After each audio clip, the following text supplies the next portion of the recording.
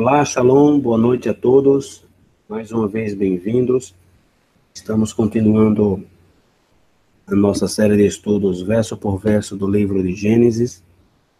E hoje nós estamos no capítulo 13, e poderíamos até titular também esse capítulo 13 como a recompensa deste mundo contra a recompensa do mundo vindouro.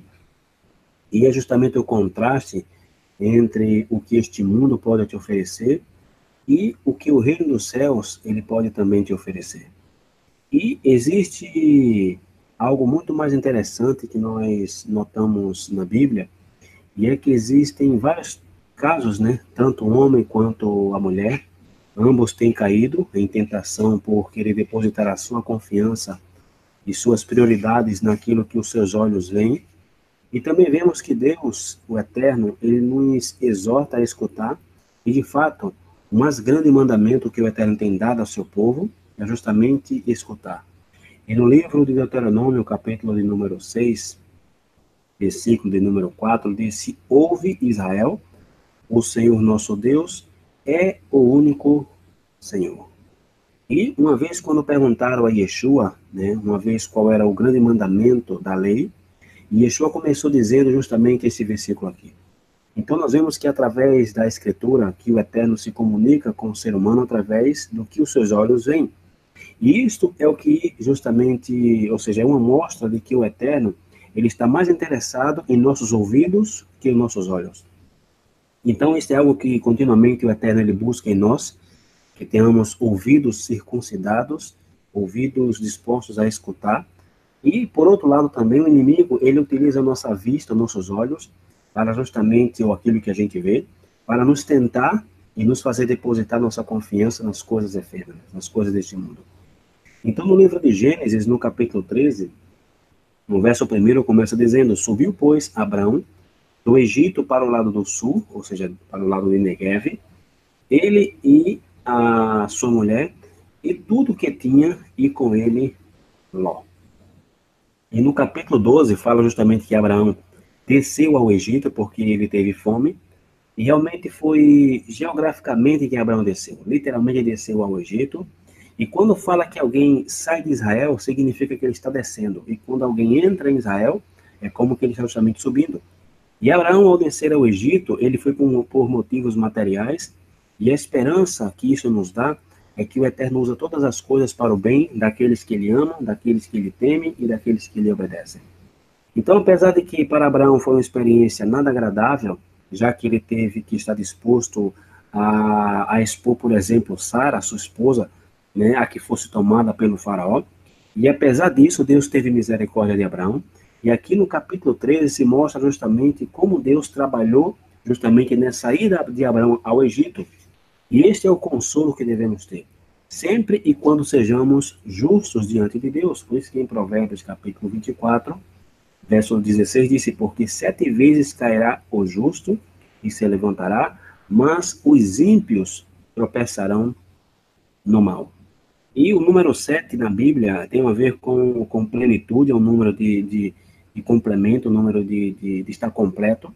E este versículo nos fala justamente de que continuamente o justo cai, pois não é possível cumprir realmente o estandarte de Deus 100%, já que neste mundo existem tantas tentações, e tanto justo como ímpio, ambos vão cair.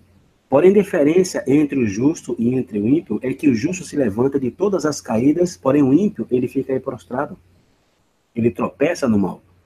E aqui justamente se aplica um exemplo, né, que nós comentávamos, por exemplo, no livro de Jó, né, de 2 carros, um BMW, uma Brasília velha, um Fusca, ambos numa ladeira, seja uma BMW e seja uma Brasília, ou seja, se ambos os carros, Brasília e BMW, estão numa descida numa ladeira, ou seja, ambos vão descer na mesma velocidade. Porém, a diferença, o que vai diferenciar a BMW e justamente a Brasília é na subida. Por quê? Porque na subida aí a BMW coloca toda a sua potência e adeus Brasília velha.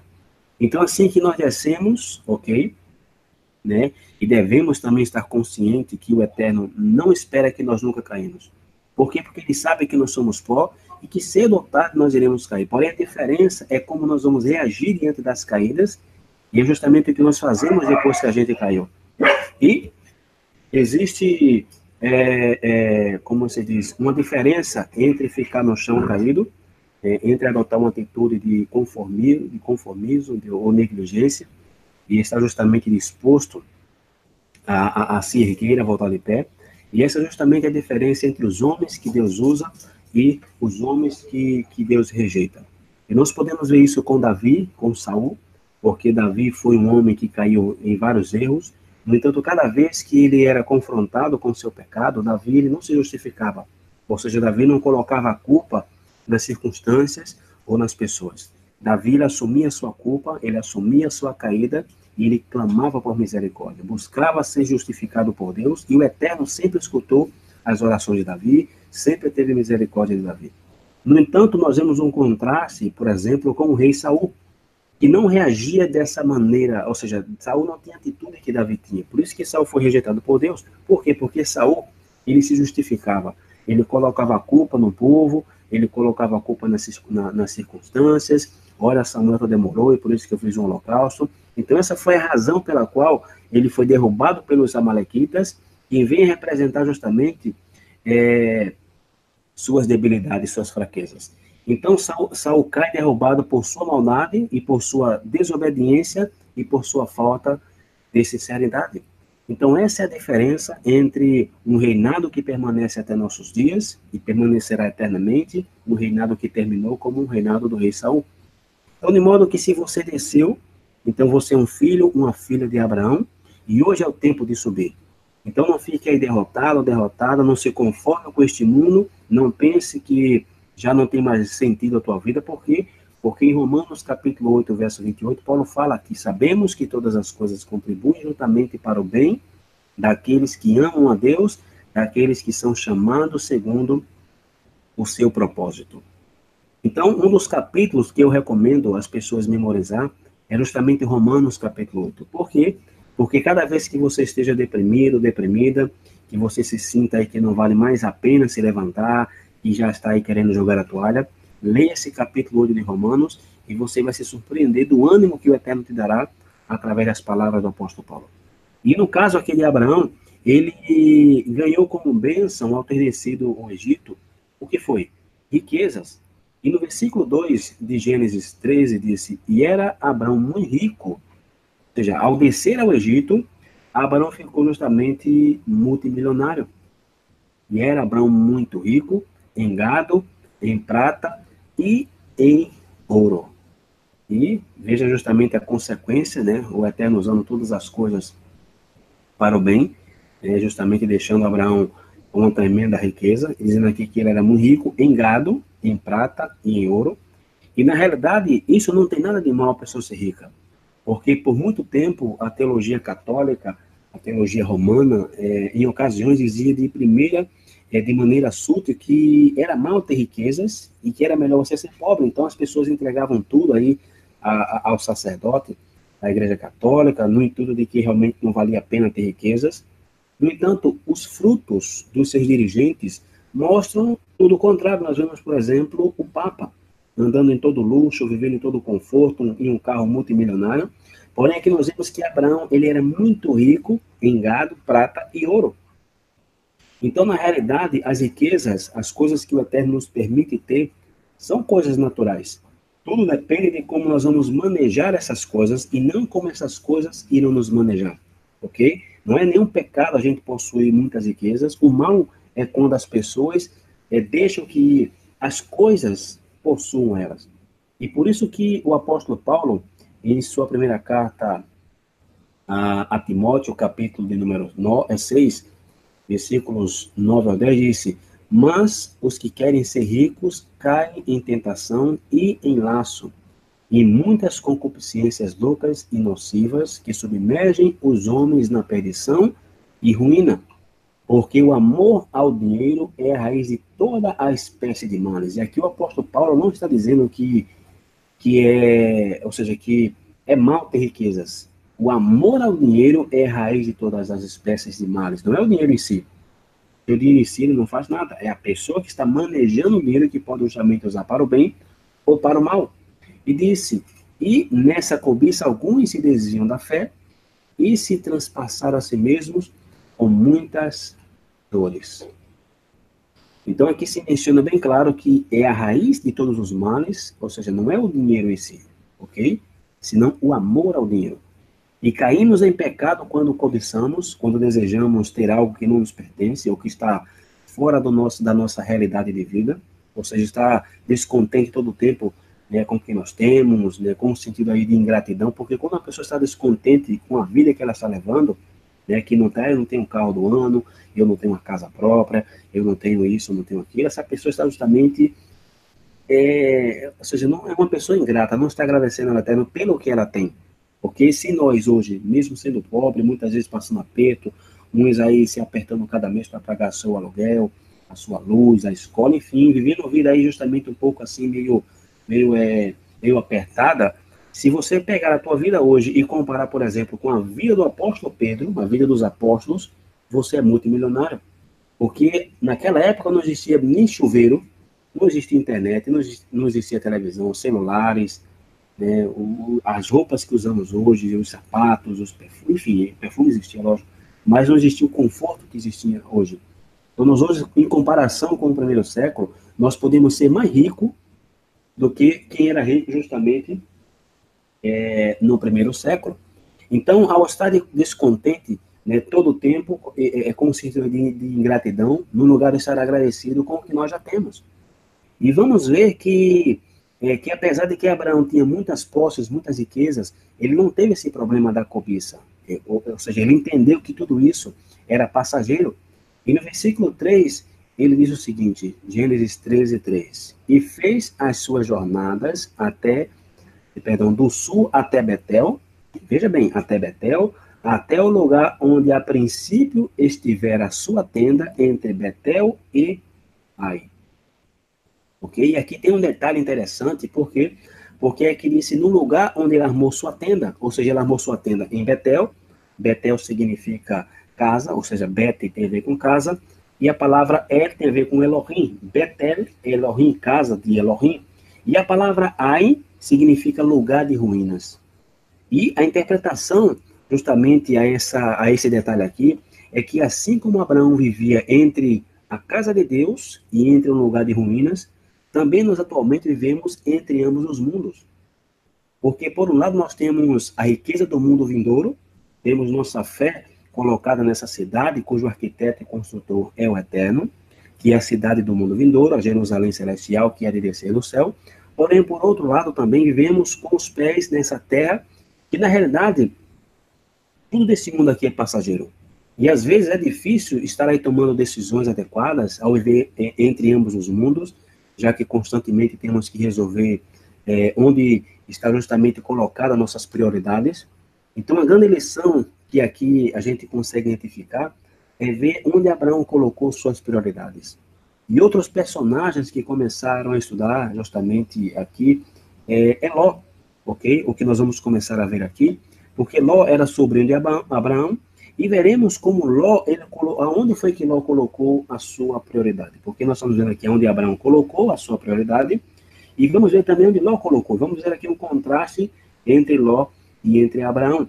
E diz o verso 4, até o lugar do altar que outrora ali tinha feito, e Abraão invocou ali o nome do Eterno. E uma vez mais aqui, vemos que ao retornar depois de ter caído, ou seja, depois de ter descido ao Egito, ele está pronto para justamente se levantar. E assim é o Eterno.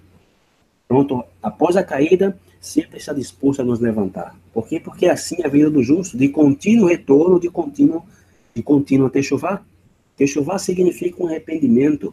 Agora, o triste é que essa palavra techuvá, ela aparece nas escrituras, geralmente, e sobretudo na teologia cristã, e também em grande parte na teologia messiânica, por assim dizer, se entende a techuvá como uma convenção ou como uma metamorfose. Ou seja, e tristemente, irmãos, a palavra techuvá, dentro desse contexto hoje de techuvá, está sendo muito mal interpretada. Por quê? Porque tem pessoas que pensam que techuvá é você externar algo externo, ou seja, você mostrar a aparência. Você agora vai colocar um talite, e você agora acende suas velas e tira foto, e você está sempre falando em coisas com respeito à tradição rabínica e etc. Enfim, isso não é techuvá. Techuvá significa um retorno. Porém, para retornarmos, nós temos que saber de onde nós caímos e aonde nós queremos retornar, aonde nós queremos regressar. E é justo o que Abraão fez aqui. Ele regressou ao altar que ele tinha feito outrora, porque onde ele havia estado, e aí ele invocou o nome do Eterno.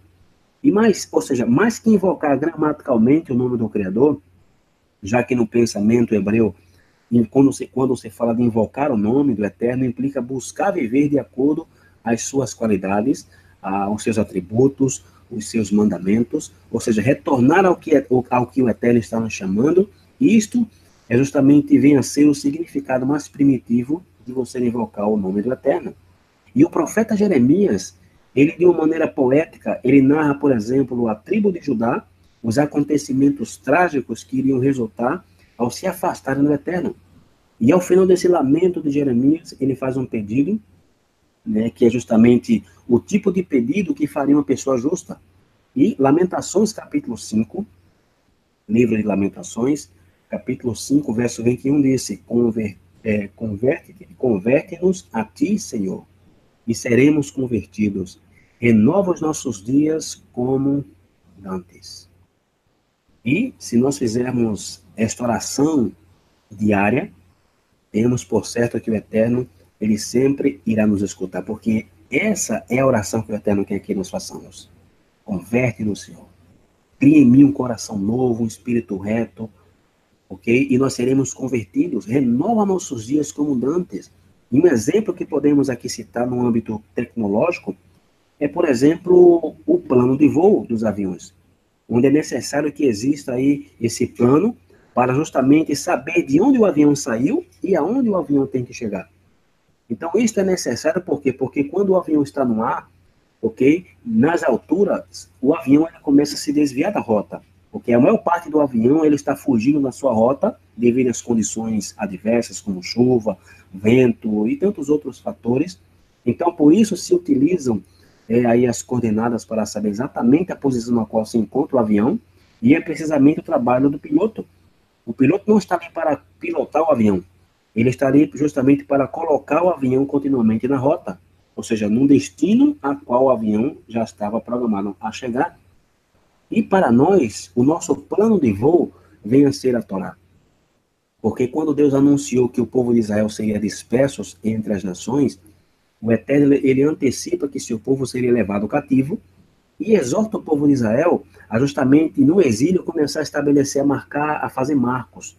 Ou seja, marcos é sinais, é quando uma pessoa, por exemplo, está fazendo trilha ou vai acampar em uma floresta, ela começa a fazer marcos com a letra, com tinta, nas árvores, para que, caso se perca, ela saiba aonde regressar. Então, manda-se colocar justamente esses sinais para que um dia eles saibam voltar. E tal como se passa, por exemplo, na parábola do filho pródigo, que se foi a uma província distante e era necessário recordar aonde ele havia saído. E Satanás é quem tem tratado de apagar todos esses marcos, esses rastros, e nos fazer esquecer da nossa identidade e de onde nós saímos. Porém, o Eterno se encarregou de nos ressuscitar dentre os mortos, né? Pois, por mais que o inimigo trate de apagar a sua palavra, a palavra do Eterno não pode ser apagada. A palavra profética, disse Pedro, é uma palavra mais segura e permanecerá para sempre. Então, assim que não tem maneira de apagar todos os vestígios que o Eterno nos deixou para saber aonde nós devemos regressar, e é por isso que constantemente temos que estar estudando as Escrituras. Por quê? Porque é a Escritura que nos ajuda a regressar. Então, o que Abraão faz é exatamente isto. Voltou ao seu altar de adoração para ir invocar o nome do Eterno. E no verso 5 disse, Gênesis 13, e também Ló, que ia com Abraão, tinha rebanhos, gado e tendas. Ou seja, que aqui nós vemos que também Ló, ele ficou rico. E lembrando que Ló, ele é sobrinho de Abraão, ou era, né? Quem praticamente o adotou como filho. E o enriquecimento de Ló, precisamente, se deve aquele esteve seguindo as pisadas de Abraão, ou seja, esteve seguindo Abraão.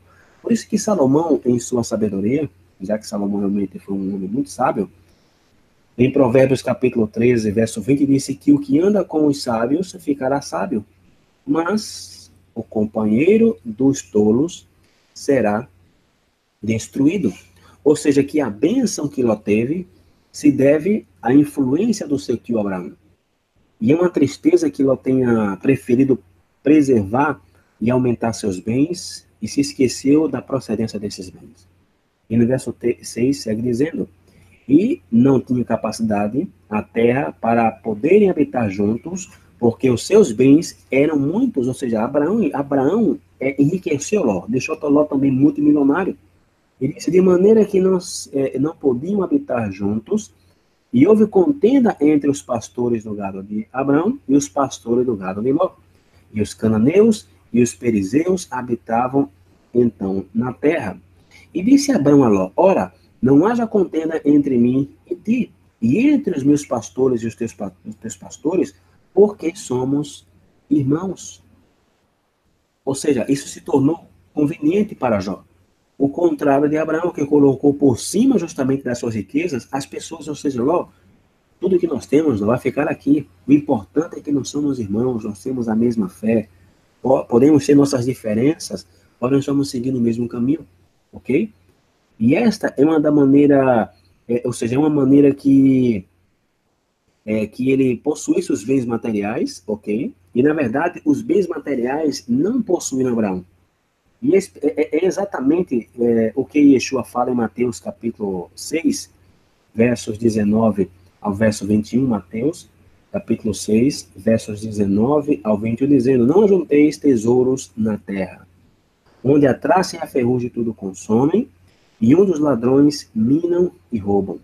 Mas ajuntai tesouros no céu, onde nem a traça nem a ferrugem consome, e onde os ladrões não minam nem roubam. Porque onde estiver o vosso tesouro, aí estará também o vosso coração. Então, não devemos ter nossa confiança em nosso emprego, em nosso trabalho, em algum dinheiro que tenhamos aí guardado no banco, nas riquezas deste mundo. Por quê? Porque tudo isso são efêmeros, é coisa passageira. Porém, o que se fala acerca da alma que é vivificada pelo Espírito do Eterno? Salomão, mais uma vez, em Eclesiastes capítulo 12, versos 7 e 8, dizendo, e o pó volte à terra, como era, e o Espírito volte a Deus, que o deu. Vaidade de vaidades, diz o pregador, tudo é vaidade. Isto quem falou mais uma vez foi o homem mais sábio e quem mais riquezas possuiu. E aqui, Salomão, ele está aqui falando da vaidade de depositar nossa confiança na carne, na temporalidade da vida. E as pessoas são mais importantes que as coisas. Por quê? Porque Deus tem colocado no coração do homem, o Eterno tem nos dado a possibilidade de ter a vida eterna. Por isso que nossas prioridades se devem centrar nas pessoas. E é justamente o que Abraão compreendeu. O material volta ao pó, porque o espiritual é multiplicado como um pó, como veremos, por exemplo, no final desse capítulo. E no versículo 9 de Gênesis 13 disse, não está toda a terra diante de ti? Eia, pois aparta-te de mim. Olha o que Abraão está dizendo aqui, ó. Aparta-te de mim, e se escolheres a esquerda, irei para a direita. E se a direita escolheres, eu irei para a esquerda. Ou seja, que aqui nós vemos que Abraão é quem toma a decisão e pede a seu sobrinho Ló que se afaste dele. E sem dúvidas, já a essas alturas, Abraão já discernia o que havia no coração de Ló. Já sabia que Ló estava depositando sua confiança no dinheiro, na riqueza que ele possuía. Então era hora que ele recebesse uma grande lição. E também Abraão não cobiçava a abundância dessa terra. A abundância que a terra poderia oferecer. Por quê? Por isso que ele deixou Ló escolher primeiro. E no versículo 10 disse, e levantou Ló os seus olhos e viu toda a campina do Jordão. Por isso que o tema do título é olhos contra os ouvidos. E levantou Ló os seus olhos e viu toda a campina do Jordão, que era toda bem regada. Ou seja, uma coisa impressionante de beleza. Antes do Senhor ter destruído Sodoma e Gomorra, e era como o jardim do Senhor, como a terra do Egito, quando se entra em Zoar. E, tragicamente, aqui está a chave da caída de Ló. E cabe também mencionar aqui que o Egito sempre é um tipo de materialismo, da temporalidade da vida. Inclusive, a palavra Mitzrayim tem a ver com limite, algo que te limita, limitação, ou seja, não te deixa conectar realmente com o céu. Por quê? Porque você, ou seja, o Egito representa justamente esse bombardeio de materialismo, que você tem que ter, possuir, vamos comprar, e temos que ter do bom e do melhor. Ótimo. Porém que essas coisas não nos dominem. E esse foi o erro de Ló, e cair na tentação do que os seus olhos viram, e ele ficou cativo na abundância dos bens materiais. Incluso, João, em sua primeira carta, capítulo 2, verso 15 e 17, dizendo, não ameis o mundo, nem o que o mundo há.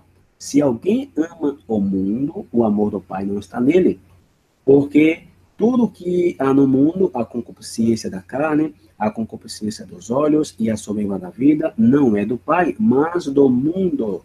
E diz o verso 17, e o mundo passa, e a sua concupiscência, mas aquele que faz a vontade do Eterno permanece para sempre. E foi justamente nessas três áreas aqui que João nos adverte, e são três áreas que nós temos que ter muito cuidado. Os desejos da carne, dos olhos e a soberba da vida. Nessas três áreas, foi as áreas que Yeshua foi tentado por Satanás. Por quê? Porque Satanás ele estava tratando de fazer com que Yeshua utilizasse seu poder para saciar a sua carne. Pão, transforma essa perna em pão. Porém, a Satanás, como é que Yeshua respondeu? Nem só de pão viverá o homem, senão de toda a palavra que sai da boca de Deus. Então, Yeshua mostra que a prioridade dele não era o físico, não era o material, não era este mundo material, senão a prioridade é o eterno, o espiritual. E isso é a palavra de Deus. E foi precisamente por causa da cobiça que foi dado justamente ao povo de Israel o mandamento de usar tizite. Para nos ajudar nessa debilidade, foi dado justamente porque começaram a esquecer do Shabat. Porque o Shabat é a nossa conexão com o mundo espiritual. É a nossa decisão de abandonar o material. Ou seja, no Shabat nós esquecemos, inclusive temos dívidas a pagar na segunda-feira. Então o Shabat te faz esquecer de todo esse material, de toda essa cobiça, esse bombardeio que o mundo nos dá, e nós nos conectamos justamente com o celestial. E que curioso que o Eterno nos dá um mandamento que se usa nas roupas, de colocar 4 fios azuis em nossa roupa. Por quê? Porque esse mandamento tem a ver com o celestial. Ou seja, para que nossas roupas, ou seja, para que você não busque aparentar com tuas roupas. Não buscar aplauso dos demais. Né? Por quê? Porque o tizite foi dado como mandamento em um contexto de ofertas, né, de bens materiais, de bens para consagrar ao Eterno. E no capítulo 15 de Números, vamos ler aqui alguns versículos sem comentar. A partir do verso 1 diz: depois falou o Senhor a Moisés, dizendo, fala aos filhos de Israel e diz-lhes, quando entrardes na terra das vossas habitações, que eu vos hei de dar, e ao Senhor fizerdes oferta queimada, holocausto ou sacrifício para cumprir um voto, ou uma oferta voluntária, ou nas vossas solenidades, ou seja, nas festividades, para fazeres ao Senhor um cheiro suave de ovelhas ou gado. Verso 4, então aquele que apresentar a sua oferta ao Senhor por oferta de alimentos, trará 1/10 da flor de farinha misturada com a 4ª parte em rim de azeite, Verso 5, e de vinho para a libação, prepararás a 4ª parte de um rim, para holocausto ou para sacrifício para cada cordeiro. E para cada carneiro prepararás uma oferta de alimentos de 2/10 de flor de farinha, misturada com a 3ª parte de rim de azeite, e de vinho para a libação oferecerás a 3ª parte de um rim ao Eterno em cheiro suave. Verso 8, e quando preparares novilho para o holocausto ou sacrifício, para cumprir um voto ou um sacrifício pacífico ao Eterno, o novilho apresentarás uma oferta de elementos de 3/10 da flor de farinha misturada com a metade de um rim de azeite. Verso 10, e de vinho para a libação oferecerás a metade de um rim, oferta queimada em cheiro suave ao Eterno. Assim se fará com cada boi, ou com cada carneiro, ou com cada um dos cordeiros ou cabritos, segundo o número que ofereceres, assim o fareis com cada um segundo o número deles. E diz o verso 13, veja o que diz o 13, todo natural, ou seja, o israelita de sangue, assim fará essas coisas, oferecendo oferta queimada em cheiro suave ao Eterno, quando também peregrinar convosco algum estrangeiro, ou seja, o gentio, ou que estiver no meio de vós, nas vossas gerações, e ele apresentar uma oferta queimada de cheiro suave ao Senhor, como vós fizerdes assim, fará ele. O mesmo estatuto haja para vós, ó congregação, e para um estrangeiro que entre vós peregrina, por estatuto perpétuo nas vossas gerações, como vós, assim será o peregrino perante o Senhor. Verso 16, a mesma lei e o mesmo direito haverá para vós e para o estrangeiro que peregrina convosco. Então, isso aqui, irmãos, é para aqueles que argumentam, e é interessante por quê? Porque nós podemos ver que o Eterno, ele não faz acepção de pessoas. Por quê? Porque na lei das ofertas, ou seja, que é no templo, se aplica também ao israelita e ao estrangeiro. Isso aqui é para aqueles que argumentam que a lei é dada só, a lei dada, por exemplo, por vida de Moisés, é somente para o povo de Israel, somente para o povo judeu atualmente. Por quê? Porque o estrangeiro está debaixo da graça. Porém, aqui vemos que não é assim. E disse o verso 17: falou mais o Senhor a Moisés, dizendo: fala aos filhos de Israel e dize-lhes: quando entrades na terra em que vos introduzir, acontecerá que, quando comerdes do pão da terra, então oferecereis ao Senhor oferta alçada. Das primícias das vossas massas oferecereis um bolo em oferta alçada, como a oferta da eira, assim o oferecereis. Das primícias das vossas massas darei ao Eterno oferta alçada nas vossas gerações. E essas primícias estão relacionadas com os dízimos. E é isto, ou seja, isto aqui é o que o dízimo deveria ser separado primeiro, antes de qualquer outro gasto. E daqui se baseia, por exemplo, o que disse o apóstolo Paulo, e o que Paulo fala aqui em Romanos capítulo 11, irmãos, tem a ver com o que se faz com o pão no Shabat, ou seja, com a halá, ok? Disse Romanos 11, 16, e se as primícias são santas, também a massa o é. Isso aqui está no contexto de que se faz, por exemplo, na preparação do pão de Shabat.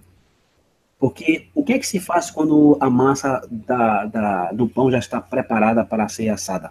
Pois se corta um pedacinho dela e se queima. E isso não é que você está fazendo sacrifício, que é absurdo, não. Isso é como um símbolo do dízimo que se apresentava no templo.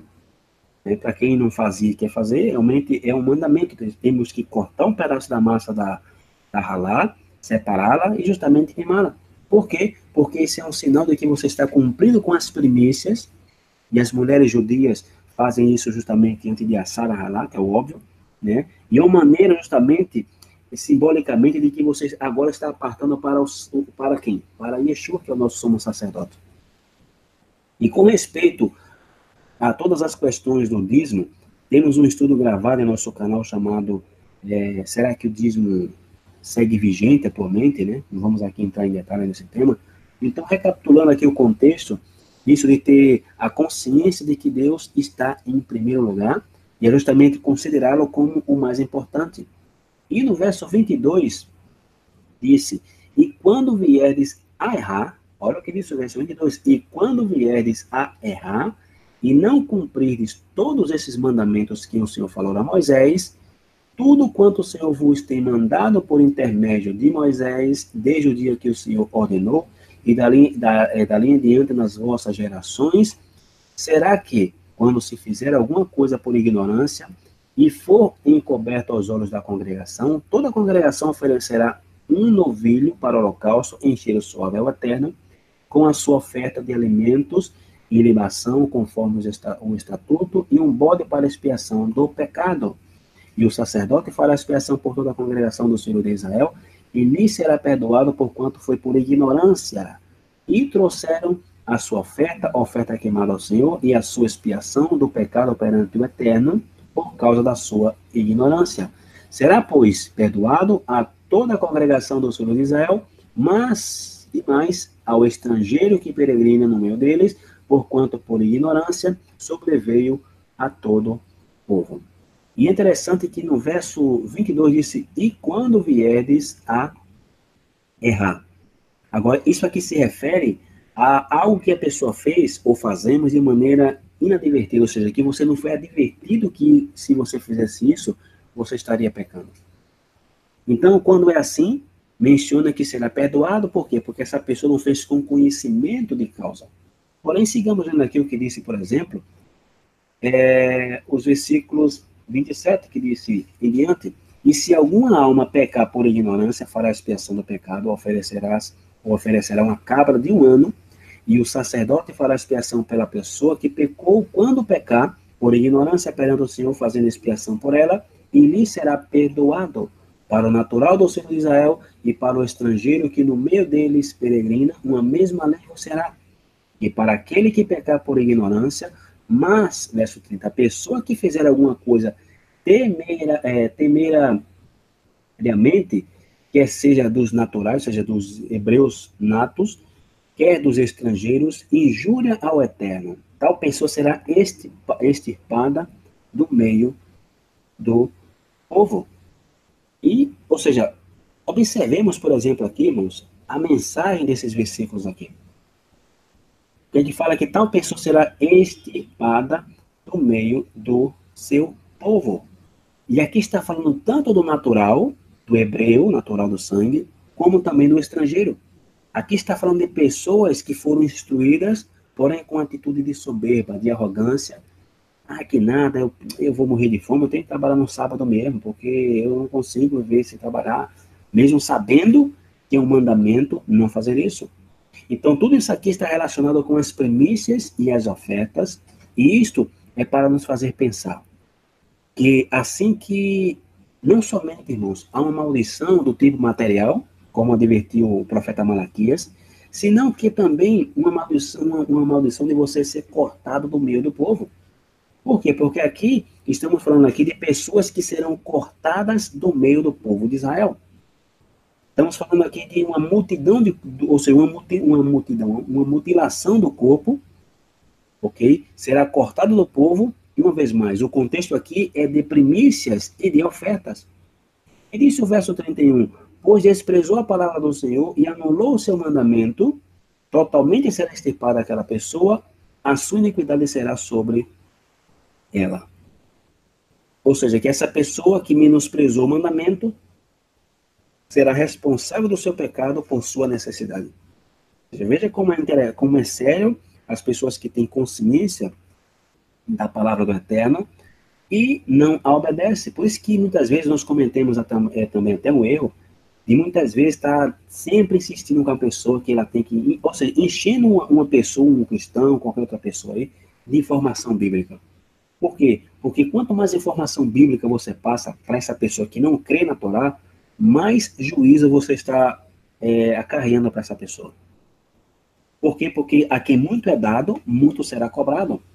Por isso que certa vez Paulo viu uma atitude na igreja de Coríntios, em escrever uma carta para Paulo, de um jovem que estava tendo relação sexual com sua madrasta, e a igreja de Corinto estava passando ali a mão, que Deus te ama, que Jesus é o amor, e te arrepende, rapaz, volta para a igreja, né? Deus tem um plano na tua vida, ou seja, como que, tá bom, você já pecou, mas volta, sai, fica com a gente. E Paulo vê que essa pessoa simplesmente estava se sentindo assim como um bebezinho, um menino assim, como é que eu posso dizer? Esses meninos assim meio, não sei se é chorão que fala que quando fica pedindo as coisas à mãe, o pai, a mãe faz tudo, filho, não chora, toma isso aqui, não? Menino mimado, uma criança mimada que tudo que quer a mãe dá, ou seja, a mãe ou o pai está educando essa criança errada. E tudo que ela pedir está dando. Então Paulo fala, que onda é essa? Sabe o que mais, gente? Entrega esse jovem a Satanás. Não enche essa pessoa de misericórdia, de amor. Ok, deixa ela se fartar no pecado, deixa ela, como por exemplo, se dizem que nesse negócio de quem fuma, por exemplo, vai a uma pessoa que entra numa sala assim e começa a fumar até não tem para onde a fumaça sair, até a pessoa começar a vomitar e de repente ela sente nojo do cigarro. Deixa a pessoa, realmente deixa que ela se abunda no pecado para ela mesma se arrepender. Porque cada vez que você fica, ai, Deus te ama, Ele tem um plano na tua vida, a pessoa fica animada e fica, ah, se Ele tem um plano na minha vida, Ele me ama mesmo. Um dia eu chego lá. E nunca vai. Então, nisso o verso 32. Estando, pois, os filhos de Israel no deserto, acharam um homem apanhando lenha no dia de Shabat. E os que acharam apanhando lenha, o trouxeram a Moisés e Arão e a toda a congregação, e o puseram em guarda, porquanto ainda não estava declarado que se lhe devia dizer. Disse, pois, o Eterno a Moisés, certamente morrerá aquele homem, toda a congregação apedrejará fora do arraial. Então toda a congregação o tirou para fora do arraial, e o apedrejaram, e morreu como o Senhor ordenara a Moisés. Então esse homem aqui, ou seja, esse homem aqui que estava colhendo lenha no Shabat, irmãos, ele não estava fazendo algo que ninguém não havia dito. O povo de Israel foi advertido quando receberam o maná. Ok? Aqui o contexto nos mostra que esse homem já sabia que estava proibido fazer essas coisas no Shabat. Ele sabia que deveria se dedicar o dia de Shabat ao espiritual, a se conectar com o Criador. Por quê? Porque o Criador já proveu para a sexta-noite, para a sexta de manhã, para a sexta-noite, para o sábado. Você já providenciou os dias. Então, calma, tranquiliza, senta-se, já que a palavra Shabat tem a ver com sentar, senta, faz uma leitura santa, se conecta comigo, ok? Porém, o que esse rapaz aqui fez? Ou seja, ao invés de dedicar esse dia ao espiritual, e como consequência, ele está fazendo isso por causa do quê? Da cobiça. Vou guardar mais, ou seja, eu quero mais comida. Rapaz, eu já ganho um salário, mas um salário é muito pouco. E o meu patrão disse que se eu for no sábado, ele vai me dar aí mais 100. 100 reais no sábado, ou seja, já ganhou o salário, já tem onde comer, onde dormir. Tem gente que vive com menos. Tem pessoas que vivem com menos de um salário, menos de 100 reais por mês, estão vivendo. Estão com salário, com casa, com roupa, com comida, com todo conforto. Não, quero mais. Por acumular mais, por cobiça. E também quando a pessoa faz isso, é porque ela não confia na provisão divina. Ela não confia nas promessas do Eterno. E disse o verso 37, e falou o Senhor a Moisés, dizendo, fala aos filhos de Israel e dize-lhes que nas bordas das vossas vestes façam franjas pelas suas gerações, e nas franjas das bordas ponham um cordão de azul. E as franjas vos serão para quê? Vendo-as, vos lembrei de todos os mandamentos do Senhor, e os cumprais, e não seguireis o vosso coração, nem após os vossos olhos, pelos quais andais vos prostituindo. Ou seja, que cada vez que nós transgredimos um mandamento por intenção, é a mesma coisa de você ser um prostituto, uma prostituta para o Eterno. E diz o verso 40, para que vos lembreis de todos os meus mandamentos e os cumprais, e santos sejais a vosso Deus. Eu sou o Senhor vosso Deus, que vos tirei da terra do Egito, para ser vosso Deus. Eu sou o Senhor vosso Elohim. Agora, que interessante, né? Que no versículo 38, disse que nós temos que fazer o quê? Que temos que colocar nas bordas das nossas vestes, franjas pelas nossas gerações, e disse o quê? Franja das bordas, põe um cordão de azul.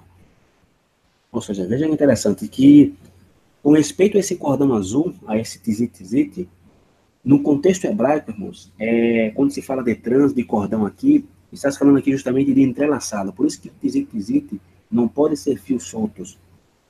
Tem que ser justamente entrelaçado. Não importa o jeito que você vai entrelaçar os fios, tem que ser entrelaçado.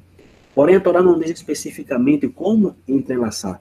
Somente se especifica que tem de ser de cor azul. E o azul, ou seja, por que vocês acham que o céu é azul? Porque o azul é uma representação. O céu, ou seja, quando a gente olha para o céu, o que nós imaginamos?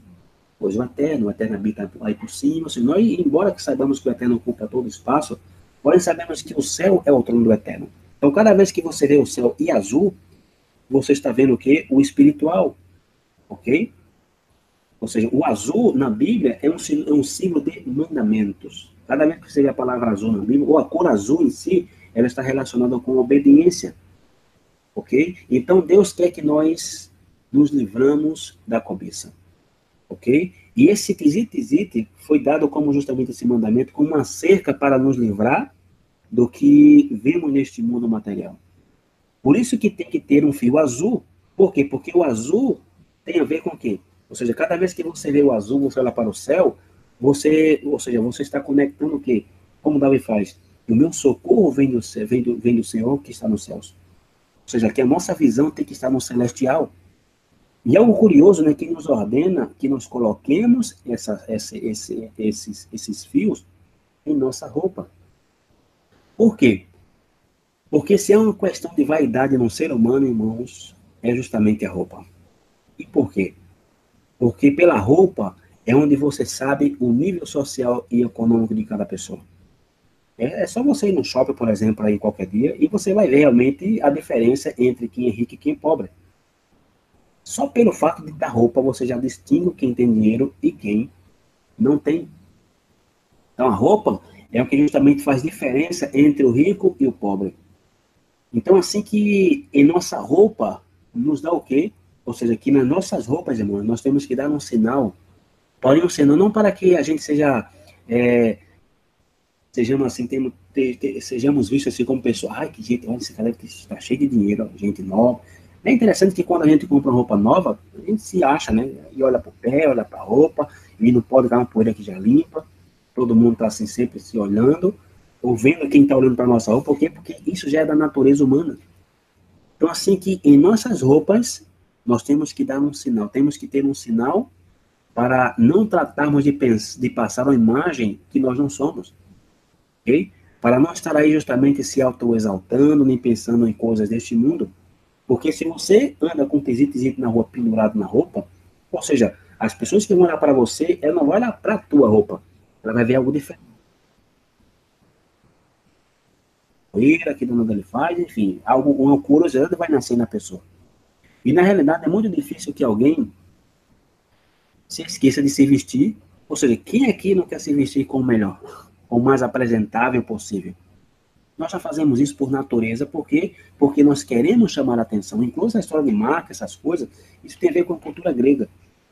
Por isso que a gente vê nos vídeos aí nas sinagogas, os judeus tudo de preto e branco. Não há nome aqui de Hugo Boss, da Lacoste, da Calvin Klein, nada disso. Tudo de preto e branco, para quê? Para que você, além de você não sabe quem é o rabino, quem é o porteiro, você não sabe quem não é ninguém.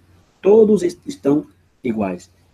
E essa é uma das coisas que eu admiro no povo judeu, é isso, de não querer se mostrar.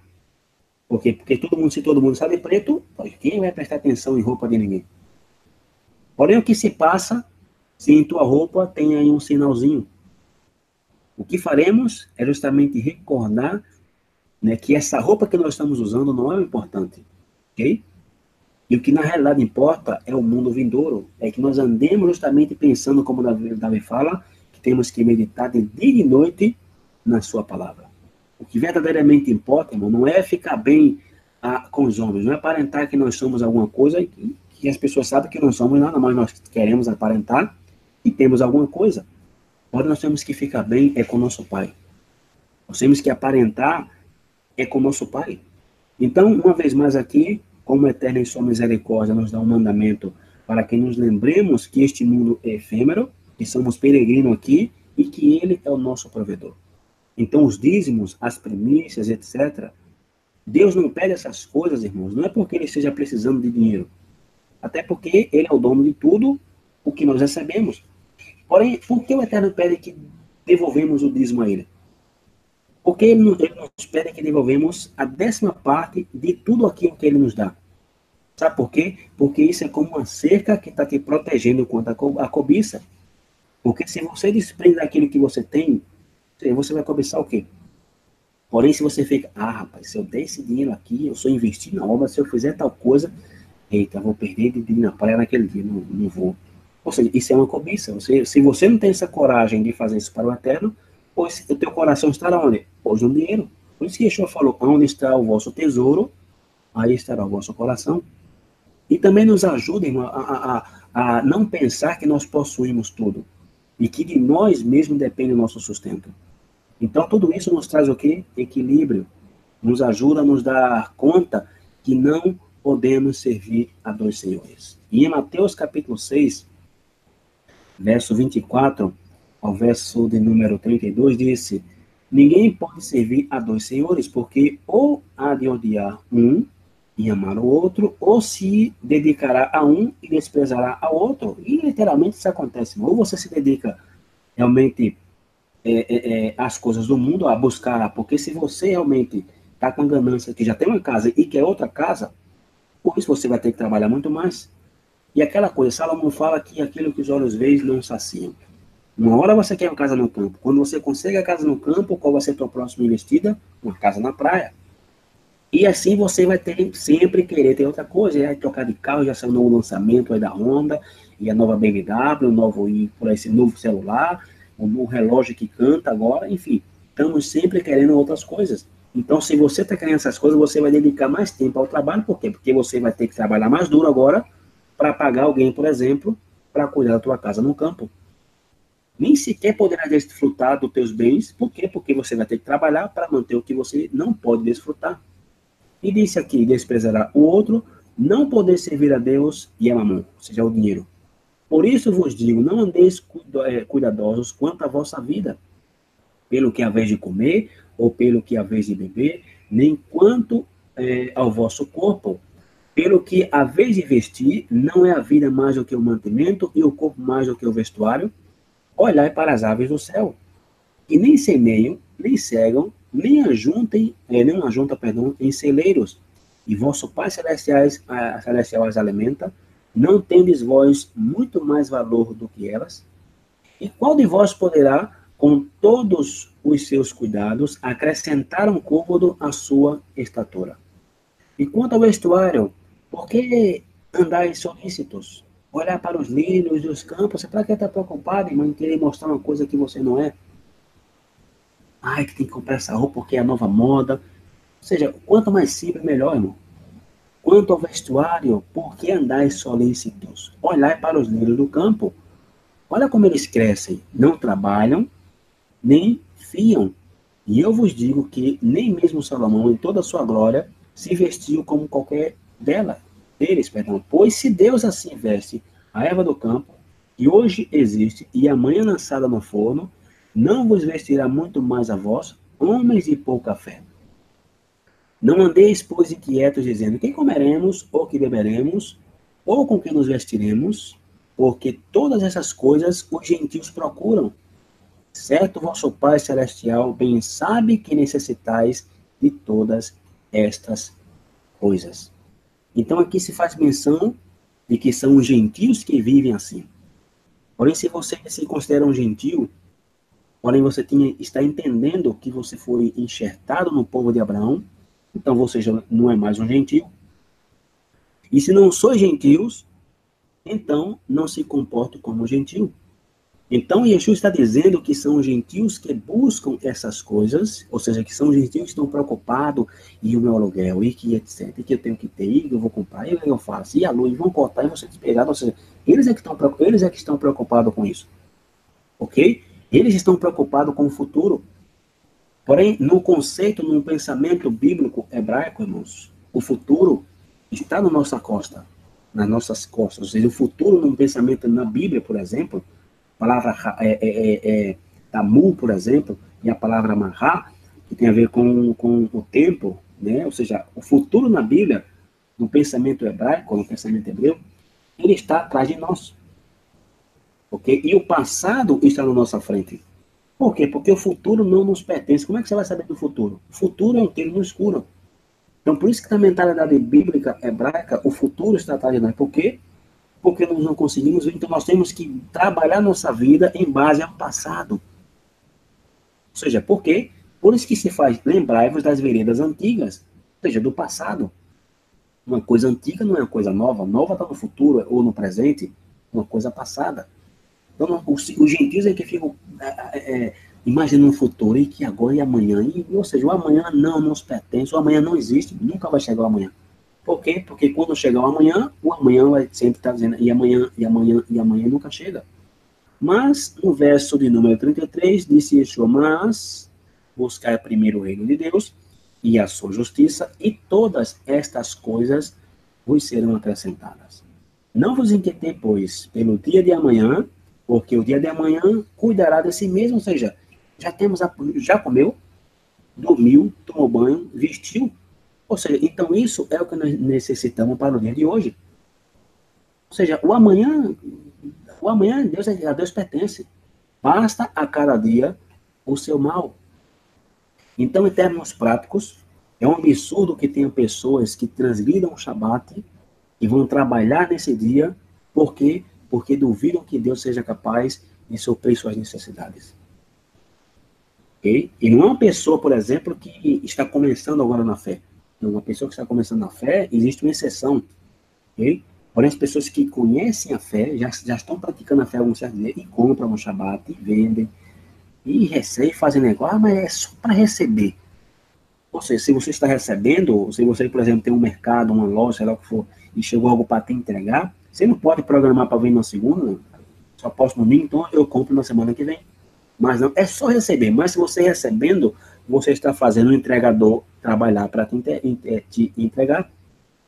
Então as pessoas trabalham no Shabat, transgridem o Shabat, porque duvidam que Deus seja capaz de suprir suas necessidades. Agora, será que o Eterno não é capaz? E muitas pessoas se justificam dizendo, é que meu patrão não entende, irmão. Ou, não, nós estamos no exílio, né? Não é difícil de guardar. Porém, em Deuteronômio capítulo 20, fala que esse mandamento que hoje te ordeno não é difícil de cumprir. Por quê? Porque se o Eterno fez todos aqueles milagres no deserto, irmãos, acaso ele não mesmo hoje, acaso ele não fará o mesmo hoje no deserto das nações? O Eterno não mudou. E a essas alturas poderíamos pensar que a prova está justamente na necessidade. Ai, que eu estou na necessidade, isso é a prova. Ok? Quando nós temos falta de comida ou falta de dinheiro, nós pensamos que aí é que nós estamos sendo provados. Porém, na realidade, irmão, a prova do nosso caráter geralmente vem quando nós estamos em abundância. Quando estamos aí saciados. Esse é o momento que devemos ter muito cuidado. Por quê? Porque o apóstolo Paulo, em 1 Coríntios, lá no capítulo 10, fala que aquele, pois, que cuida estar em pé, olhe para que não caia. E é precisamente por isso que é um costume entre os judeus, não necessariamente todas as tradições do povo judeu é algo ruim, muitas delas são tradições corretas, inclusive o próprio Yeshua seguiu, porque o costume em si não é mau. Okay? O costume se torna mau a partir do momento que ele vai contradizer a Torá escrita. Então tem um costume no judaísmo que se chama Birkat Hamazon. Birkat Hamazon é uma bênção pelo sustento que fazemos depois que comemos. Isto é uma maneira de nos proteger contra o materialismo, de nos livrar de esquecer que o Eterno é quem nos sustenta. E esse costume está baseado em Deuteronômio capítulo 8. Então, aqui em Deuteronômio 8, versículo 6 em diante, disse: e guarda os mandamentos do Senhor teu Deus para andares nos seus caminhos e para o temeres. Ok? Porque o Senhor teu Deus te põe numa boa terra. Terra de ribeiros, de águas, de fontes e de mananciais, que saem dos vales e das montanhas. Terra de trigo e cevada, e de vides, e figueiras, e romeiras. Terra de oliveiras, de azeite e mel. Terra em que comerás o pão sem escassez, e nada te faltará nela. Terra cujas pedras são ferro, e de cujos montes tu cavarás o cobre.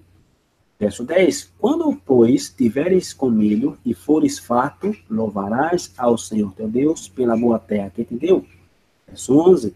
Guarda-te que não te esqueças do Senhor teu Deus, deixando de guardar os seus mandamentos e os seus juízos e os seus estatutos, que hoje te ordeno, para não suceder que, havendo tu comido e fores farto, e havendo edificado boas casas, e habitando-as, e se tiveres aumentado os teus gados e os teus rebanhos, e se acrescentar a prata e o ouro, e se multiplicar tudo quanto tens, se deles, não se eleve o teu coração, e te esqueça do Senhor teu Deus, que te tirou da terra do Egito, da casa da servidão, que te guiou por aquele grande e terrível deserto de serpentes, ardentes e de escorpiões, e de terra seca, em que não havia água, e tirou a água para ti da rocha penderneira, que no deserto te sustentou com maná, que teus pais não conheceram, para te humilhar e para provar. Veja o que diz aqui, para que o Eterno colocou o povo de Israel no deserto? Para te humilhar e para te provar, para no fim te fazer bem.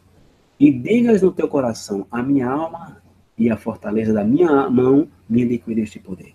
Antes te lembrarás do Senhor teu Deus, que Ele é o que te dá força para adquirir riqueza, ou seja, para você trabalhar, conseguir teu dinheirinho, para confirmar a sua aliança que jurou a teus pais, como se vê neste dia.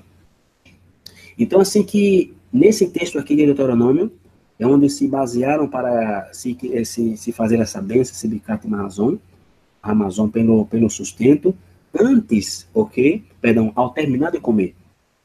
Porque a gente pensa, muitas vezes, oramos, e lógico que isso não tem tanta relevância assim, se você vai orar antes ou depois. Porém, aqui diz que nós temos que orar depois de comer, ok?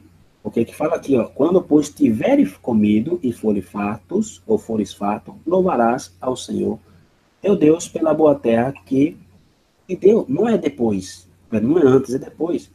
Então, assim que aqui se utiliza como base para a bênção pelo sustento, ao se terminar de comer, quando estamos saciados, devemos estar contentes, tendo abrigo e sustento. Por isso, ao terminar, se lembra justamente essa passagem aqui, que diz, quando pois tiver comido e for farto, louvarás ao Senhor teu Deus pela boa terra que te dá. Então, nessa oração de Birkat Hamazon, é onde tem até uma oração que é lindíssima, que diz, Senhor, te agradecemos, né, por ter nos saciado, por ter nos alimentado, ter alimentos em nossa mesa, porque não faltou nada, porque, Senhor, tu sempre abre tua mão de bênção a todo ser vivente. E, Senhor, nos livra de depender de doações, de empréstimos, de ser imortais. Livra-nos de depender de um salário. Nos ajuda a confiar em Ti, Pai, que é quem nos sustenta, né, para que nós possamos cumprir Teus mandamentos, e cumprindo Teus mandamentos, Tu nos traz provisão e prosperidade. Então, essa é uma oração que se faz depois de comer, para não se esquecer que muitas vezes, ao viver em casas e a estar aí com tudo que implica o mundo na qual atualmente vivemos, pensemos em tudo isso que temos e que agora o difícil é justamente manter. Então pensemos que a preservação também de nós, ou seja, que tudo que nós temos, irmãos, depende do Eterno. Por isso que o salmista Davi, no Salmo 127, ele vai dizer que se o Eterno não edificar a casa, em vão trabalham os que edificam. E se o Eterno não guardar a cidade, em vão vigia a sentinela. Ou seja, de nada nos serve que nos apeguemos, né, que nos sintamos aí cheios de ansiedade, que levantemos de madrugada e vamos dormir aí à meia-noite e está comendo pão de aflição. Por quê? Porque a Bíblia fala que o seu amado dará ao Senhor o sono. Então, assim que tudo depende do Criador bendito e não de nós mesmos. Então, por outro lado, a diferença da tentação em tempo de abundância, né? Por quê? Porque Deus, ele se exalta em nosso tempo de fraqueza, em nosso tempo de necessidade. E quando Paulo orou 3 vezes para que Yeshua lhe tirasse o espinho na carne, o que é que disse o texto? Se Paulo, a minha graça te basta, porque o meu poder se aperfeiçoa na fraqueza de boa vontade, e Paulo fala, então, quando eu estou fraco, é que sou forte. Porém, a má notícia é que a maioria de nós estamos em uma circunstância como a de Ló. Temos computador, temos internet, temos aí água potável, temos todo o conforto que no primeiro século talvez não tinha, e temos mais comodidade que as pessoas que vivem em pobreza extrema, pessoas que nem sequer têm o mais básico do mais básico, como água encanada.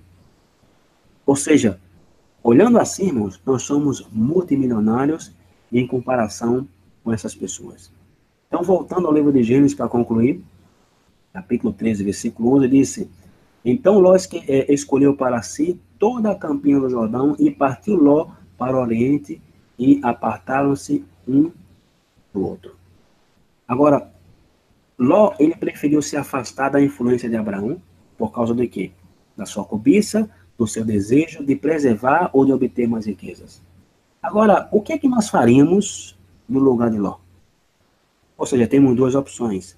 Um é de viver próximo de Abraão, de viver como ele, de receber sua influência, ou poderíamos decidir se afastar de Abraão devido ao teu trabalho, ao teu dinheiro, que você está correndo atrás para aumentar a tua riqueza. E aí é onde, com teus atos, com tua vida, como que você estará aí dizendo que, ou seja, como que você poderá confirmar se na realidade você está seguindo as pisadas do teu pai Abraão. Por isso que certa vez Yeshua disse, se vocês fossem filhos de Abraão, pois vocês fariam as obras do vosso pai Abraão. E no versículo 12 disse, habitou Abraão na terra de Canaã, e Ló habitou nas cidades da campina, e armou as suas tendas até Sodoma. E um dos problemas é que as decisões que muitas vezes nós tomamos, elas muitas vezes nos distanciam da Torá. Por quê? Porque tem um princípio que diz no judaísmo, por exemplo, que um pecado te leva a outro pecado, e um mandamento te leva a outro mandamento. Então vemos aqui o exemplo de Eva, ali no jardim do Éden, que viu que a árvore era boa para comer e agradável aos olhos. E o mesmo que se passou com Ló, que viu e cobiçou. Temos também o exemplo de Davi, que viu uma mulher bonitona na varanda aí, e ele começou a cobiçá-la. Porém, Davi, ele já havia albergado em seus pensamentos o desejo de possuir essa Betsabé, como mulher. Por quê? Porque Davi já conhecia ela, até porque ela era filha de Eliã, né, um dos 30 homens de confiança de Davi. E este Eliã, ele era filho de Aitofel. Esse Aitofel era um dos principais conselheiros de Davi. Então, essa Betsabé, ela era, assim, da mesma tribo de Davi, e ela era neta de um dos homens mais próximos a Davi. Então, assim, que tudo indica que Davi, desde antes, já estava cobiçando essa mulher, já estava imaginando, e o único que aconteceu foi que um dia, ao deixar de ir à guerra, ok, Davi se acorda, aí já tarde, lá para as 10 horas, né, quase meio-dia por ali, de repente vê uma mulher segurando na varanda, não conseguiu se conter. E este é o problema.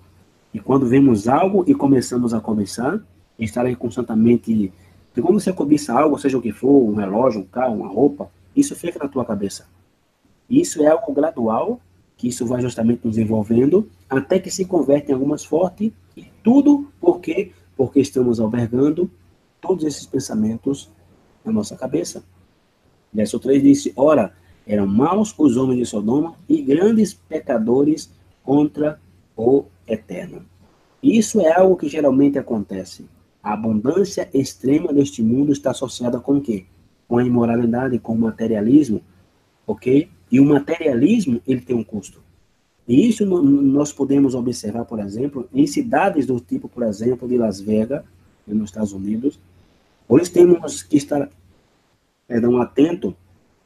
atentos, por quê? Porque a abundância, ela é uma situação que pode nos corromper, pode nos afetar de maneira espiritual. E no livro de Apocalipse, capítulo 13, verso 14 ao verso 18, diz assim, quem tem ouvidos, ouça o que o Espírito diz às igrejas. E ao anjo da igreja de Laodiceia escreve, isto diz o Amém, a testemunha fiel e verdadeira, o princípio da criação de Deus. Conheço as tuas obras, que nem és frio nem quente. Quem dera fora frio ou quente. Assim porque és morno e não és frio nem quente, vou mutar-te-ei da minha boca. Como dizes, sou rico, ou rico sou, e estou enriquecido, e de nada tenho falta, e não sabes que és um desgraçado, e miserável, e pobre, e cego, e nu. Aconselho-te que de mim compres ouro provado no fogo, para que te enriqueças, e roupas brancas para que te vistas, e não apareça a vergonha da tua nudez, e que unjas os teus olhos com colírio, para que vejas. E essa mensagem aqui, porque as mensagens que são para as 7 igrejas do livro do Apocalipse, também é uma referência à etapa cronológica que tem vivido o povo de Israel desde o seu início até os nossos dias. E essa comunidade de Laodiceia, ela representa a igreja apostata dos últimos tempos, ou seja, a igreja que se enriqueceu e hoje tem grandes auditórios, grandes ministérios, grandes templos. Essa é a igreja de Laodiceia, a igreja apostata. E no que representa as vestes brancas, né? Essas vestes brancas são vestes dignas para se apresentar diante do rei. Por quê? Porque esta veste representa as ações justas dos santos. E a verdadeira riqueza eterna é a obediência aos mandamentos. E Salomão, em Provérbios 3, versículo 1, disse: Filho meu, não te esqueças da minha Torá, e o teu coração guarde os meus mandamentos, porque eles aumentarão os teus dias e te acrescentarão anos de vida e paz. Não te desampara a benignidade e a fidelidade, atas ao teu pescoço, escreve na tábua do teu coração, e acharás graça, e bom entendimento aos olhos de Deus e do homem. Confia no Senhor de todo o teu coração e não te estribes no teu próprio entendimento. Reconhece-o em todos os teus caminhos e ele endireitará as tuas veredas. Não sejas sábio a teus próprios olhos, teme ao Senhor e aparta-te do mal. Isso será saúde para o teu âmago e médula para os teus ossos. Honra ao Senhor com os teus bens e com a primeira parte de todos os teus ganhos. E se encherão os teus celeiros e transbordarão de vinho os teus lagares. Então, se você quer que as pessoas te apreciem e te reconheçam, os que nunca se afastem de ti, a benignidade e a fidelidade, ou seja, a verdade. É a bênção do Eterno que enriquece, e a bênção do Eterno, a riqueza que o Eterno nos dá, não traz tristeza. E vemos que as riquezas efêmeras deste mundo, irmãos, são assim, trazem tristeza. Por exemplo, nos aviões, geralmente, as pessoas que compram as passagens mais baratas, são aquelas que, quem sabe, trabalhou o ano inteiro, o ano inteirinho, 12 meses, para conseguir o dinheiro da passagem, e essas pessoas são felizes. Eu me lembro que a primeira vez que nós fomos, ou a segunda vez, né, quando a gente foi morar em Curitiba, a gente foi de madrugada, que é justamente o voo, que a passagem é mais barata. Interessante que tinha umas pessoas lá que talvez perderam o voo mais cedo e tiveram que embarcar nesse avião. Né? Eram pessoas assim, que pela veste eram pessoas de dinheiro, de endinheirada. A gente vê as pessoas assim com a cara de amargura, de tristeza. Aí a gente viu quando você entrou no avião, que o avião decolou, assim, a pobraiada, tirou seus travesseiros, tiraram seus chocolates, seus biscoitos, seu refrigerante, tudo feliz, assim como que os pintos no lixo. E as pessoas assim de posse estavam ali como que amarguradas, assim, sozinha, deprimida. Por quê? Porque as pessoas assim, com a melhor posição econômica, são as pessoas que têm uma atitude menos grata. Mostram, assim, muita amargura ou preocupação. E em Mateus, capítulo 10, verso 17 ao 22, disse: E pondo-se a caminho, correu para ele um homem, o qual se ajoelhou diante dele, e lhe perguntou: Bom mestre, que farei para herdar a vida eterna? E Yeshua lhe disse: Por que me chamas bom? Ninguém é bom, senão um, que é Deus. Tu sabes os mandamentos: não adulterarás, não matarás, não furtarás, não dirás falso testemunho, não defraudarás alguém, honra teu pai e a tua mãe. Ele, porém, respondendo, disse: Mestre, tudo isso guardei desde a minha mocidade. E Yeshua, olhando para ele, o amou e lhe disse: Falta-te uma coisa. Vai, vende tudo quanto tens e dá aos pobres, e terás um tesouro no céu. Vem, toma a cruz e segue. Mas ele, pesaroso desta palavra, retirou-se triste porque possuía muitas propriedades. Agora, não é que seja um mandamento natural, não tem nenhum mandamento que diga que uma pessoa rica, uma pessoa de posse, tem que dar tudo aos pobres para ela ser salva. Isso não é um mandamento da Torá. E também Yeshua aqui não está aumentando a Torá, porque senão ele estaria transgredindo a Torá e se desqualificaria para ser o Messias. Então, por que Yeshua não dá tudo aos pobres? É lógico que Yeshua não queria que ele desse literalmente. Por quê? Porque Yeshua fez essa afirmação de que ele tinha que dar aos pobres para ter um tesouro no céu. É porque Yeshua sabia que o coração desse jovem rico estava possuído pelas riquezas. Então, por isso que Yeshua prova. E essa é outra pergunta para nós. Temos tudo o que necessitamos? Temos mais do que precisamos? Comemos hoje? Nos vestimos? Se a resposta é sim, então realmente temos tudo o que precisamos para o dia de hoje. Porém, se ainda você se sente assim afligido, insatisfeito, insatisfeita, pois a solução é que você comece a ser generoso. Primeiro com o Eterno, honrando com tudo que você ganha com Ele, ok? E depois faça o mesmo com o teu próximo. seja generoso com os demais, e isso te trará alegria. Por isso que nós vemos em Atos, capítulo 20, verso 35, dizendo o seguinte: tenho-vos mostrado, isso é Paulo falando, em tudo que, trabalhando assim, é necessário auxiliar os enfermos. E recordar as palavras do Senhor Yeshua, que disse, mais bem-aventurada coisa é dar do que receber. Então, nós somos mais felizes quando nós damos. Faça um teste, cada vez que você ajuda uma pessoa, por mais que seja a única nota que você tem no bolso, e você ajuda alguém, é como que você, assim, salvou uma vida. Você sai ali como que flutuando, assim. Nossa, filho, que maravilha. Você queria ter mais para dar mais. Porém, uma pessoa avarenta, somente está pensando em receber. Ah, que nada, já estou querendo pedir também. Tá difícil. Não, não tem não. Então, ou seja, a pessoa quer para ele. Ok? Uma pessoa assim é uma pessoa infeliz. Então, veremos qual é a recompensa por escolher o mundo vindouro ou não colocar nossa esperança nos bens deste mundo. Verso 14, Gênesis 13. E disse o Senhor a Abraão, depois que Ló se apartou dele, levanta agora os teus olhos e olha desde o lugar onde está para o lado do norte, e do sul, e do oriente, e do ocidente. E sem dúvida alguma, este é um momento triste para Abraão. E lembrando que aqui Abraão, ele não tinha filho. E praticamente ele adotou Ló como seu filho, e ele sustentou Ló, ou seja, ele enriqueceu Ló.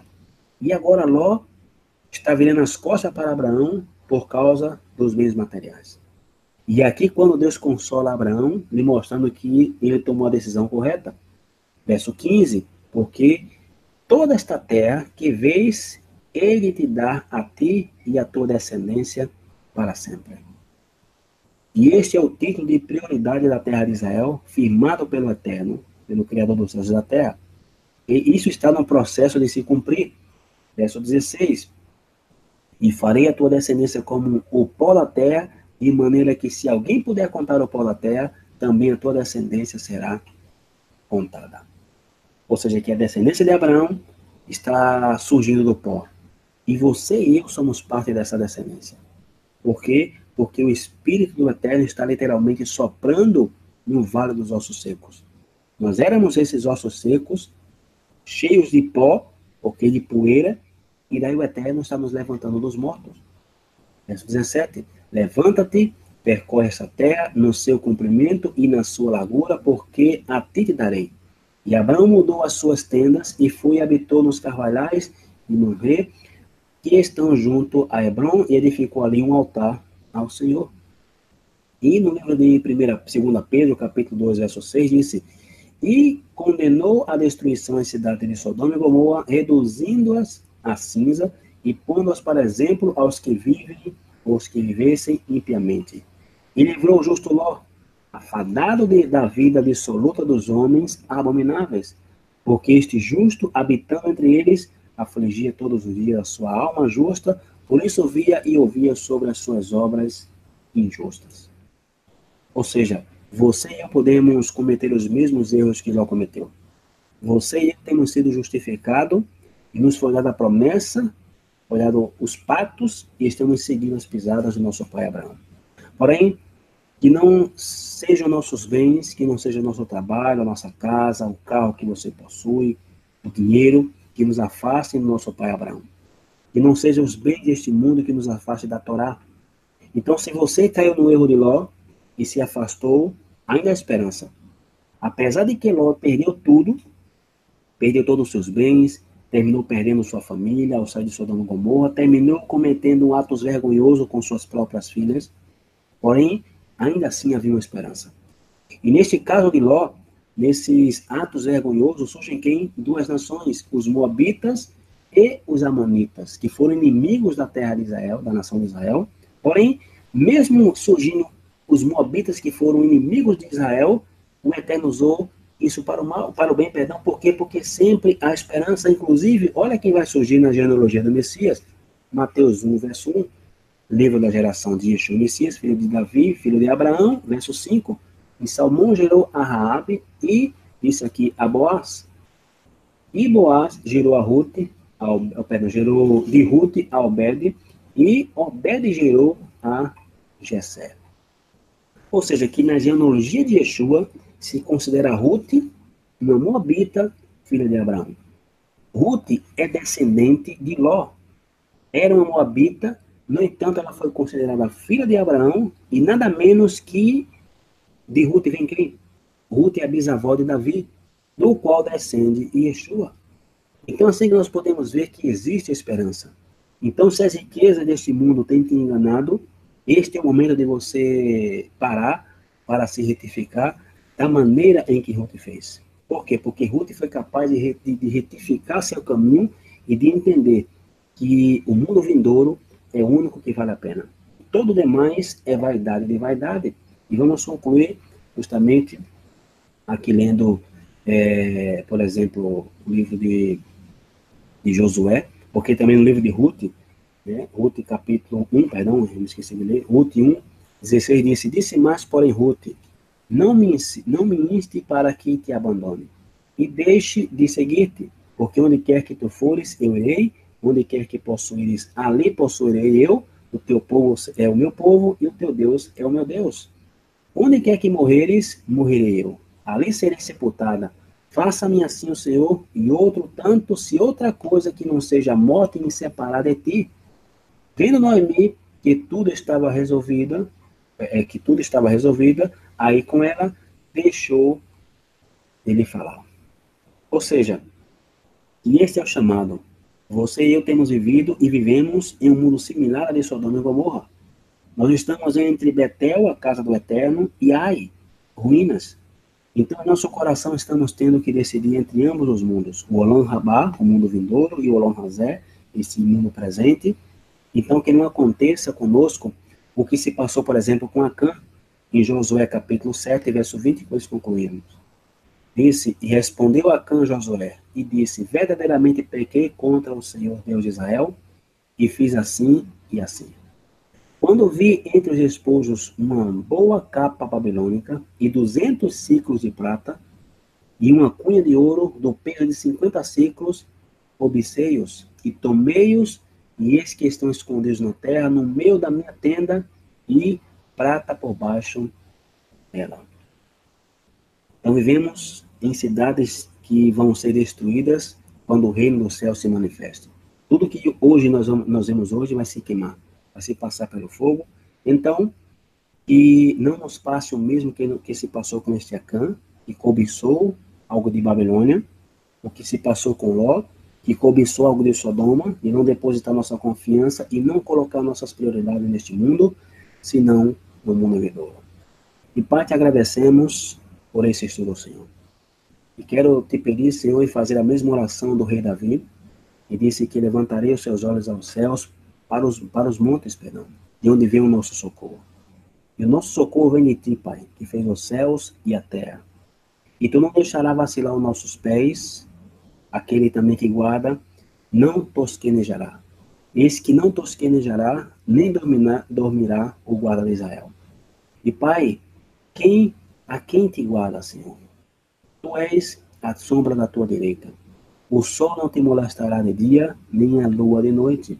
O Senhor te guardará de todo mal, guardará a tua alma. O Senhor guardará a tua entrada e guardará a tua saída, desde agora para sempre.